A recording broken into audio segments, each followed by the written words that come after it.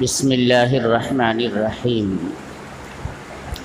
الحمد للہ رب العالمین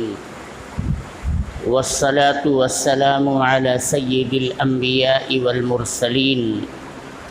وعلى آلہ واصحابہ اجمعین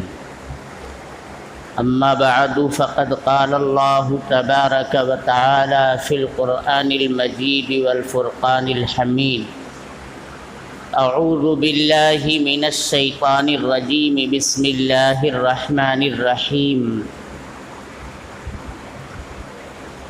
یا ایہا الذین آمنوا اتقوا اللہ حق تقاتہ ولا تموتن الا وانتم مسلمون صدق اللہ مولانا العظیم وعن ابی ذر رضی اللہ تعالی عنہ عن النبی صلی اللہ علیہ وسلم انه قال من قال لا الہ الا اللہ دخل الجنہ فقال ابو ذر وإن زنا وإن سرق قال رسول اللہ صلی اللہ علیہ وسلم وإن زنا وإن سرق وفی روایت علی رغم انف ابی ذر وقال علیہ الصلاة والسلام اضمنوا لی ستا من انفسکم اضمن لکم الجنہ اصدقوا اذا حدثتم واوفوا اذا وعدتم وَأَدُّوا إِذَا أَتُمِنْتُمْ وَاحْفَظُوا فُرُوجَكُمْ وَغُضُّوا أَبْصَارَكُمْ وَكُفُّوا أَيْدِيَكُمْ أَوْ كَمَا قَالَ عَلَيْهِ الصَّلَاةُ وَالسَّلَامُ۔ میرے محترم بزرگوں اور دوستوں، آج شہر کے اندر آپ دیکھ رہے ہیں بھیڑ بھاڑ بہت کم ہے۔ ہمارے نوجوان، ہمارے باشعور بچے، بوڑھے، اللہ نے جن لوگوں کو بھی توفیق مرحمت فرمائی ہے وہ سب کے سب اجتماع گاہ کے اندر اللہ تبارک و تعالی کے بندوں، نیک بندوں کی ہم نشینی میں، ان کے ساتھ کچھ وقت بتانے میں سب بچے ہمارے جا رہے ہیں۔ اللہ ہمیں بھی توفیق دے گا۔ یہ بھی ایک ضرورت کی چیز تھی کہ جب مسجد ہے تو مسجد کے اندر جمعہ کا دن ہے، جمعہ کی نماز کے اندر ایک معتبر تعداد مساجد کے اندر بھی جمعہ کی نماز کی ادائیگی اور اس کے خطبے کی سماعت کے لیے موجود رہنی چاہیے۔ لیکن اکثر بچے، ہم تو سراج العلوم سے چلتے چلے آئے باغ فردوس تک، آپ جانتے ہیں کہ وہاں کا بازار آج کل کتنا رش ہوتا ہے، اس وقت وہاں سے گزرنا مشکل ہوتا ہے، لیکن اکثر دکانیں بند۔ جو ہمارے نوجوان چہل پہل کرتے نظر آ رہے تھے وہ اجتماع گاہوں کی طرف مسلح اٹھا کر کے جا رہے۔ کیوں؟ اس لیے کہ میرے محترم بزرگوں اور دوستوں، اس اجتماعیت کے اندر جو عبادت انجام پائے گی اور جو دعائیں ہوں گی، جو نمازیں ہوں گی، ان میں نہ جانے کیسے کیسے اکابر، کیسے کیسے بزرگان دین موجود ہوں گے، اور ان کے صدقے میں ہم گنہگاروں کا بھی بیڑا پار ہو جائے گا۔ یہ امید لے کر کے میرے دوستو پوری آبادی کے لوگ پہنچنے کی کوشش کرتے ہیں۔ اللہ ہم سب کو بھی توفیق عطا فرمائے، ہم بھی وہاں نماز پڑھ کر کھانا کھا لیجئے، کھانا کھا کر کے اجتماع گاہ کے اندر پہنچیں انشاءاللہ۔ اور وہاں بزرگوں کے ساتھ تھوڑی دیر بیٹھیں، چند ساعت صحبتت با اولیاء، بزرگوں کے ساتھ تمہارا تھوڑی دیر کے لیے بیٹھ جانا، ان کی ہم نشینی میں تھوڑا سا وقت گزار لینا، ان کی قیمتی نصیحتوں اور باتوں کو سن لینا۔ یہ جانتے ہو آگے ارشاد ہے بہتر از سالہ طاعت بیریا، 100 سال کی بغیر کسی ریاکاری والی عبادت سے کہیں زیادہ بہتر ہے، اس لیے کہ ان بزرگوں نے پوری زندگی کو اپنی علم دین کے لیے، تبلیغ دین کے لیے، دعوت دین کے لیے اپنی زندگیوں کو کھپا دیا ہے۔ انہوں نے میرے دوستو جو تجربات حاصل کیے ہیں، جو علوم انہوں نے اخذ کیے ہیں، جو نچوڑ اور خلاصہ ان کے پاس موجود ہے، وہ ہم اور آپ سینکڑوں کتاب پڑھنے کے بعد بھی نہیں حاصل کر سکتے۔ وہ تجربات ہم زندگی کے ایک لمبے وقت کو گزارنے کے بعد بھی ہم حاصل نہیں کر سکتے ہیں۔ وہ اپنے خلاصے اور اپنے تجربات، دین کی باتوں کو، خلاصوں کو، نچوڑ کو وہ مختصر وقت میں ہمارے سامنے بیان کر دیتے ہیں، اور پھر وہ ہماری کایا پلٹنے کے لیے کافی ہوتی ہیں باتیں۔ اس لیے میرے محترم بزرگوں اور دوستوں، یہ گزارش ہے کہ جب وقت ہو جائے آپ پہنچیں، اور دعا کے اندر تو کوئی بھی بندہ غافل نہ رہے، ضرور پہنچے۔ یہ دعا مومن کا ہتھیار ہے، الدعاء مخ العبادہ، یہ عبادت کا خلاصہ ہے۔ ہم اللہ تبارک و تعالیٰ کے سامنے اپنے لیے، اپنے گھر بار کے لیے، اپنی معیشت کے لیے، اپنے کاروبار کے لیے، اپنے شہر کی خوشحالی کے لیے، ملک کے امن و امان کے لیے، اور مظلوموں کے لیے، فریاد کرنے والوں کے لیے، سب کے لیے، ساری انسانیت کے لیے خیر کی میرے محترم بزرگوں اور دوستوں دعائیں مانگیں۔ جو مرحومین اس دنیا سے رخصت ہو چکے، وہ غریب ہو یا امیر ہو، آنکھیں بند ہو جانے کے بعد ہر بندہ، ہر بندی ایک سبحان اللہ الحمدللہ کہنے کا محتاج ہو جاتا ہے۔ اب نیکی کمانے کے لیے اس کے پاس کچھ بھی نہیں ہے، ساری کائنات کو لٹا کر کے ہم اس کی اکھڑی ہوئی سانسوں کو واپس نہیں لا سکتے۔ وہ ایک مرتبہ اللہ کا نام لینے کے سے محتاج ہو جاتا ہے۔ ہم ان کے لیے دعائیں کریں گے، اپنے مرحومین کے لیے دعائیں کریں گے، اپنی مرحومات کے لیے دعائیں کریں گے۔ دیکھیے ہمارے چچا بقرعیدی صاحب یہی سمت نگر کے اندر رہتے تھے، ان کے یہ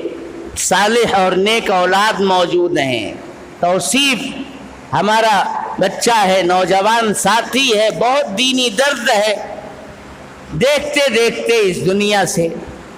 چلے گئے۔ کل ان کی نماز جنازہ ہوئی، تدفین ہوئی۔ ایسے ہی میرے دوستو سب کو چلے جانا ہے۔ جو چلے گئے، جو اب اس لائق نہیں ہے کہ ایک مرتبہ کلمہ لا الہ الا اللہ کا ورد اپنی زبان سے کر سکیں، میرے دوستو ہمارے اوپر یہ فرض بنتا ہے کہ ہم ان کے حق میں دعائیں مغفرت کریں، بلندی درجات کے لیے ان کے حق میں دعائیں کریں۔ اللہ تعالی ہمارے تمام مرحومین کی، مرحومات کی، اور جو لوگ بھی ہمارے اعزاء اور اقارب، دوست، احباب اس دنیا سے رخصت ہو چکے ہیں، اے اللہ ان پر اپنا رحم و کرم نازل فرما، ان کی قبروں کو نور سے منور فرما، ان کی بال بال مغفرت فرما، ان کے پسماندگان کو صبر جمیل عطا۔ ہم ان کے ساتھ بیٹھ کر کے انشاءاللہ دست فریاد پھیلائیں گے، بارگاہ رب العزت میں ہماری دعائیں قبول اور مقبول ہوں گی۔ تو انشاءاللہ ہمیں چلنا ہے، جمعہ کی نماز پڑھ کر کے کھانا کھا لیجئے تاکہ وہاں کھانے پینے کا جھنجٹ نہ رہے. جو بھی وقت ہے مختصر سا ہم پنڈال کے اندر اجتماع گاہ کے اندر لگانے کی کوشش کریں، اور پھر جو کچھ بھی وہاں معمولات ہیں اخیر تک ان معمولات کے ساتھ جم کر کے لگے رہیں، اور دعا ہو جائے فارغ ہو کر کے یہ نیت کر کے کہ آج جو کچھ بھی ہم نے یہاں سے اکتساب فیض کیا ہے، جو دین کا رخ اور صحیح سمت ہم کو یہاں سے ملی ہے، ہم انشاءاللہ اپنی بقیہ زندگی کے اندر ان کے اوپر اپنی زندگی کو گزارنے کی کوشش کریں گے. یوں تو مومن کے لیے میرے دوستو بشارت ہی بشارت ہے، خوشخبری ہی خوشخبری ہے. خوشحالی ہو تو شکر کر کے وہ جنت کو حاصل کر سکتا ہے. کبھی بدحالی، خستہ حالی، شکست و ریخت کا اگر آدمی شکار ہو رہا ہے لیکن پوری پامردی کے ساتھ، پورے ثبات کے ساتھ، پوری دل جمعی کے ساتھ رضائے خداوندی کی نیت سے وہ اپنی صلاحیتوں کو اللہ تبارک و تعالی کے کلمے کو بلند کرنے کے لیے، اس کی عزت، اس کے جلال و جبروت کو لوگوں کو بتانے کے لیے نکلتا ہے میرے دوستو، تو ہر قدم پر اس کے لیے اللہ تبارک و تعالی کی طرف سے کتنے ثواب اور کتنے اجر، کتنے صلے ملتے ہیں اس کا آدمی تصور بھی نہیں کر سکتا ہے. اللہ ہم سب کو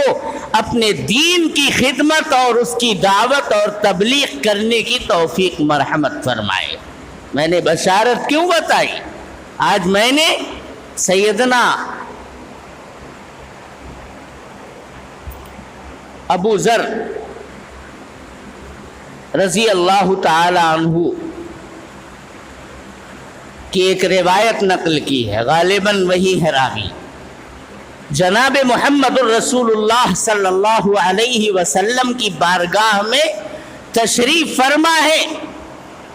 حضور پاک علیہ السلام نے ارشاد فرمایا، من قال لا الہ الا اللہ دخل الجنہ. جو بھی بندہ یا بندی کلمہ لا الہ الا اللہ یعنی اس کے دونوں اجزاء کا محمد الرسول اللہ بھی اس کے ساتھ شامل کر لیجئے، اللہ کی وحدانیت کا جس نے ڈنکا بجا دیا، اللہ کے ایک ہونے کا، اسی کے معبود برحق ہونے کا، توحید کا، وحدانیت کا جس نے ڈنکا بجا دیا، اعلان کر دیا، دخل الجنہ، وہ جنت کے اندر داخل ہو کر کے رہے گا. علماء کرام نے میرے دوستو اس کی تشریح کرتے ہوئے یہ لکھا ہے کہ زبان سے اس کلمے کا آدمی قائل بھی بنے اور دل سے، جنان سے اس کی تصدیق بھی کرے، اور کلمے کے جو تقاضے ہیں اس کے اوپر عمل بھی کرے، تو انشاءاللہ جنت کے اندر ابتداءً ہی اس کو داخل کر دیا جائے گا. اللہ تبارک و تعالی کی گرفت سے، اس کی پکڑ سے اسے مکمل محفوظ رکھا جائے گا. لیکن جس بندے سے اپنی عملی زندگی کے اندر اس کلمے کے خلاف باتیں صادر ہوئی ہیں، کلمہ روکتا ہے اس کو کہ تم تجارت کے اندر گڑبڑی مت کرو، جھوٹ مت بولو، امانتوں کے اندر خیانت مت کرو، اپنی نگاہوں کو نیچا رکھو، زنا کے قریب مت پھٹکو، راست بازی سے کام. بہت سارے امور ہیں جنہیں کرنے کا حکم دیا گیا ہے، اور ان کے جو ازداد ہیں، ان کی جو مخالف باتیں ہیں، ان باتوں سے رکنے کا حکم دیا گیا ہے. تو اللہ کی منہیات پر میرے دوستو کبھی کبھی آدمی چل پڑتا ہے کلمہ گو، مسلمان اور مومن، لیکن ہو گیا زنا صادر، تو توبہ کرے، اللہ کے سامنے روئے، گر گرائے، معافی مانگے، اے اللہ میں نے تو گناہ کبیرہ کا ارتکاب کر لیا، میں تو پھنس گیا، میں تو تباہ اور برباد ہو گیا، اگر تیری طرف سے مغفرت کا پروانہ نہ ملا تو میں تو بالکل بے بس بے کس اور مجبور ہوں، میرے پاس کچھ نہیں۔ اللہ تبارک و تعالیٰ کی رحمت جوش میں آتی ہے، اور یہی کیا، اگر گناہوں سے اس نے روئے زمین سے لے کر آسمان تک پاٹ دیا ہے، کون سا گناہ ہے جو اس نے نہیں کیا ہے، لیکن وہ سچے پکے دل سے رو رو کر کے پوری ندامت اور شرمندگی کے ساتھ اگر اپنے آپ کو پروردگار کے سامنے بندہ بنا کر کے پیش کرتا ہے، بندگی کا اظہار کرتا ہے، اپنی بے بسی اور بے کسی کا اعتراف کر کے اللہ کی پکڑ سے اس کی پنڈلیاں کانپتی ہیں، اس کے شانے کے گوشت تھراتے ہیں، اس کی ران تھرانے لگتی ہے، تو اللہ تبارک و تعالیٰ کیا فرماتے؟ انما المؤمنون الذین اذا ذکر اللہ وجلت قلوبہم، اور تو پکا مومن ہے، اللہ کے ذکر سے، اس کی عظمت اور برتری کے ذکر سے جس کا دل تھرا جاتا ہے، کانپ اٹھتا ہے، گناہ کر بیٹھا، پھنس گیا، لیکن جب اللہ کی پکڑ کا اسے احساس ہوا تو وہ بالکل تھر تھرانے لگا، کانپنے لگا، وہ سچا اور پکا مومن ہے، اللہ تبارک و تعالیٰ اسے جنت کے اندر داخل فرمائیں گے، اس کے گناہوں پر عفو و درگزر کا قلم پھیر دیتے ہیں، بلکہ اگر اس کی نیت میں مزید طاقت پیدا ہوتی ہے تو سیئات کو حسنات سے مبدل کر دیتے ہیں۔ یہ ہے پروردگار کی عطا، داد و دہش۔ میرے محترم بزرگوں اور دوستوں، اس پروردگار سے ہم بھاگتے ہیں، اس کی عبادت سے ہم بھاگتے ہیں۔ حضور پاک علیہ السلام نے ارشاد فرمایا کہ جس نے لا الہ الا اللہ پڑھ لیا جنت میں داخل ہو جائے گا۔ حضرت ابو ذر نے پوچھا وَإِن زَنَا وَإِن سَرَقَ یا رسول اللہ، اگرچہ اس نے زنا کر رکھا ہو، اگرچہ اس نے چوری کر رکھی ہو، یعنی اگرچہ اس نے گناہ کبیرہ کا، بہت سارے کبائر ہیں، اپنے ماں باپ کی نافرمانی کرنا کبائر میں داخل ہے، جھوٹ بولنا گناہ کبیرہ ہے۔ آپ علیہ السلام کے سامنے دو گناہ کبیرہ کا تذکرہ کیا، یا رسول اللہ کلمہ گو ہے لیکن اس نے تو زنا کر رکھا ہے، اس نے تو چوری کر رکھی ہے۔ آپ علیہ السلام نے فرمایا اے ابو ذر، ہاں اگرچہ اس نے زنا بھی کر رکھا ہو، چوری بھی کر رکھی ہو، اگر وہ لا الہ الا اللہ کا قائل ہے تو وہ بندہ جنت میں داخل ہو کر کے رہے گا۔ دہرایا پھر جناب محمد الرسول اللہ۔ حضرت ابو ذر نے بار بار 3 مرتبہ ابو ذر یہی دہراتے رہے، یا رسول اللہ وَإِن زَنَا وَإِن سَرَقَ، چوری کیا، زنا کیا، گناہ کبیرہ کا ارتکاب کیا، تب بھی لا الہ الا اللہ کے صدقے میں اسے جنت نصیب ہو جائے گی۔ اخیر میں جناب محمد الرسول اللہ صلی اللہ علیہ وسلم نے ارشاد فرمایا وَإِن زَنَا وَإِن سَرَقَ عَلَى رَغْمِ أَنْفِ أَبِي ذر، اے ابو ذر سن لو، تمہارے دل کو یہ بات اگرچہ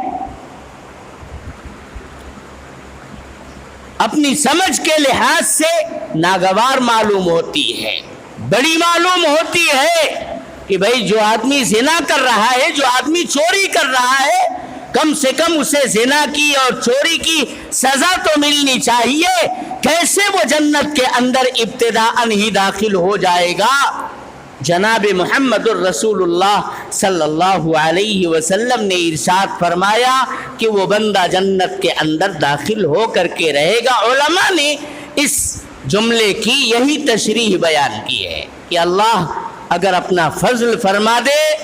تو کتنے بھی کبائر ہوں، بس یہ ہے کہ ان کا تعلق حقوق العباد سے نہ ہو، بندوں کے حقوق اگر ہم نے یہاں پر مارے ہیں تو کل قیامت کے دن میرے محترم بزرگوں اور دوستوں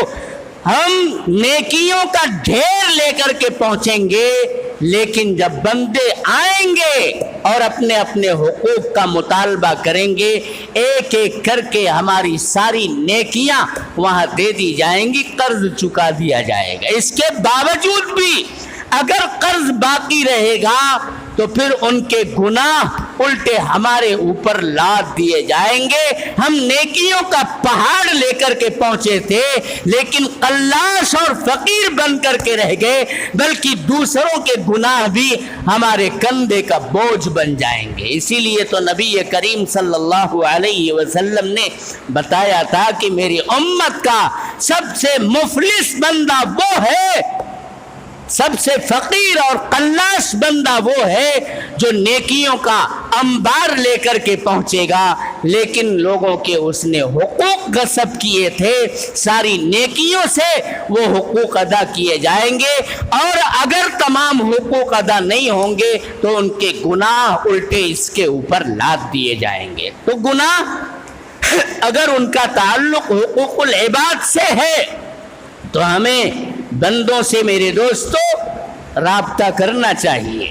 ان کے حقوق کی تلافی کے لیے کاوش کرنی چاہیے۔ کچھ نہ ہو سکے تو کم سے کم اس روئے زمین پر اس سے معافی تلافی مانگ کر کے یہیں پر معاملہ پاک اور صاف کر لیا جائے، ورنہ آخرت کے اندر تو میرے دوستو بڑا ٹوٹا ہوگا، بڑا خسارہ ہوگا۔ حضور نے ارشاد فرمایا کہ ابو ذر تمہیں یہ بات سمجھ میں نہیں آ رہی ہے،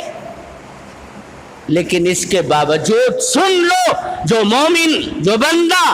اللہ تبارک و تعالی کی بزرگی برتری کا اعتراف کر کے اس کی الوہیت کا اعلان کرتا ہے، وہ جنت کے اندر داخل ہو کر کے رہے گا۔ گناہ کبیرہ کا ارتکاب کیا ہے، اللہ کے سامنے دو آنسو ٹپکائے گا،